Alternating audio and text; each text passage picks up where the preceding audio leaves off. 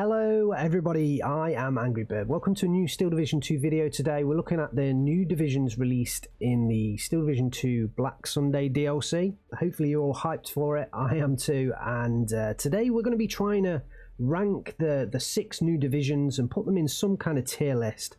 And I brought along Taiga to help me do this, so hello Taiga, thanks for joining me. Hey, hello, thank you for having me, dude. No problem. Hopefully you all know Taiga, I'm sure you do. He's got a YouTube channel. The link is down there in the description. Make sure you go over there and hit subscribe on his channel. Don't miss any of his videos. He's got some Black Sunday videos coming up if they're not already released. And also check him out on Twitch because he streams a lot more than I can, and he's a great streamer to watch. I love watching him. It's Taiga1 on Twitch, so definitely go over there, hit that follow button as well. And yeah, I brought Taiga along because he's a better player than I am, really. And he'll be able to get a much better understanding of the meta as it pertains to kind of high-level 1v1 play, whereas I get more of a caster's point of view. So sometimes I miss a few details from these top players. So yeah, thanks very much, Taiga, for joining me. Hey, yeah, again, thank you for having me. Thank you for giving me that introduction. Awesome. No, anyone that doesn't know Taiga, go out and check him out. He's a great streamer. Right, let's get into the meat of the videos. So we are talking like high level 1v1 play. So if you're a team player or a 10v10 player, it might not be quite the same, but you get some details coming through from the 1v1 side of things. Let's talk about the Russians first. Who do you think is the best division coming out on the Russian side? So it's really debatable which one is the best. You obviously have the changes in the Strelky DP squads, which now Strelky DPs don't really have the SVTs anymore. There's only one more card of it. So it really depends whether that's a big change or not. If it is a big change, then certainly the Mountain division, the MGB Moskaya Grupa Baktina, something like that, then it would be the best because it basically has one SVT squad in every phase, and that's pretty big. If it doesn't affect it that much, probably the best division is the 7th Mechanized Corpus. Okay, so my observations for Grupa Baktina, there's just that one tank slot with the T-3476s. When I was looking at this, I was kind of evaluating it and thinking, will that one tank slot make the difference or not? So I think that was my kind of reservation with that division. I mean, obviously, still Division 2 as it is a meta where you just spam infantry. The fact it doesn't have as great of a support tab is a big disadvantage for them. But then again, they have the 57mm that can just shred anything that comes in. So if an early Panther comes in, if anything like that comes in, it should die. You also have the IL-2 M3 AP cluster IL-2s, which should be able to deal with anything that the enemy brings in.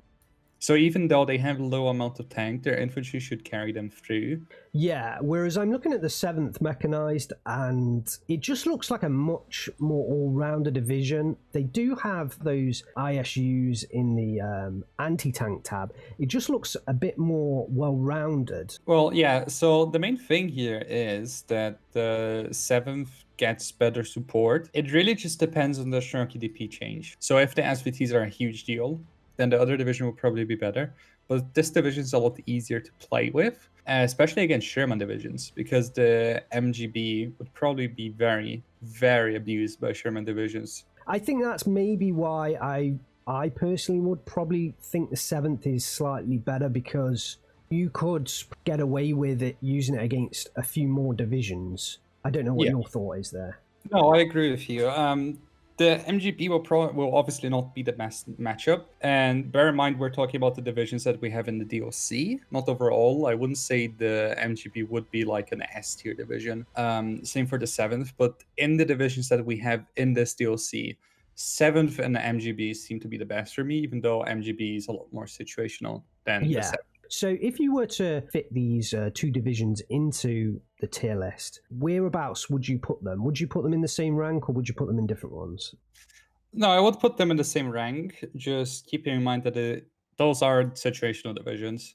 But I would put them in the same rank Yes. So I would So put them in A, around there. yeah, A tier. Yeah, I was thinking that as well when I was looking through the divisions. Kind of good, but not over the top at the moment. I don't think they are going to compete into that S tier. But yeah, I think A tier is probably a good place for both of them as well. The division that we didn't talk about was the VDV division. This was probably the one that I was most excited to see, just for those blue hats. But yeah, what do you think about the VDV division? So it does seem like Fusion doesn't really like paratrooper divisions or any specialized infantry division in this game, because the VDV is probably one of the worst divisions I've ever seen in this game. The main thing for them is that they have a bunch of Tankut Saniki, but they don't have Molotovs. They're called the Saniki and have 8 PPSHs, but that's pretty much it. And their standard long-range infantry has 3 DPs, and that's basically it. So it is pretty much a very worthless division. Everything just feels like it's worse than the other divisions, and yeah, this is just not good. Yeah, I think when I was looking at this, I was kind of wondering how these Desan Niki would do. I think it's a division that maybe if you get really, really skilled at it, that you could play well with it. But I kind of look at this and think there are better options or already available. So if we're trying to rank this one, I'm interested actually now you've kind of poo-pooed it a bit, where you think this might turn up in a tier list. I would probably prefer to play Tartalek over this absolute Wow. bottom, the lowest you can go, Angry Bird. The lowest you can go.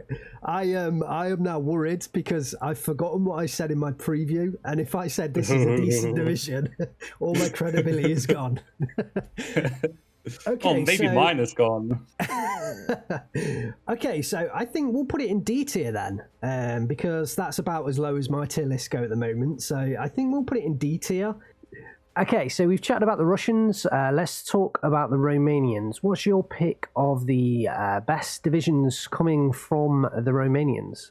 So the Romanians are interesting because none of the divisions is really bad, and everything has their sort of unique touch. But you also have what potentially could be the first division that could compete with a Strelki DP spam in the form of the 5th Cavalry Motorisata, because basically all their infantry does get semi-automatic rifles.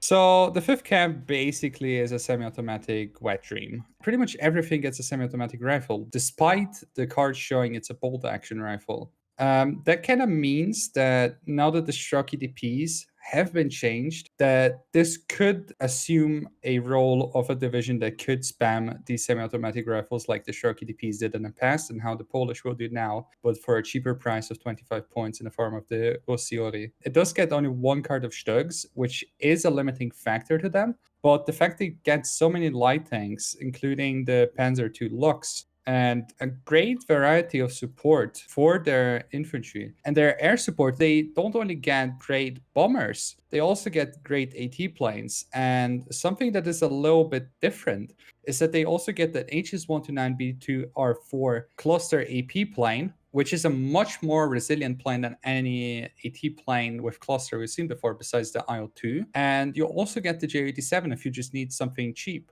So even though you have a limited tank tab, you shouldn't be struggling against tanks just because you get so much potential in your air tab and also in your anti-tank tab with the Resita AC 75mm and basically just a PEG 40 but much better.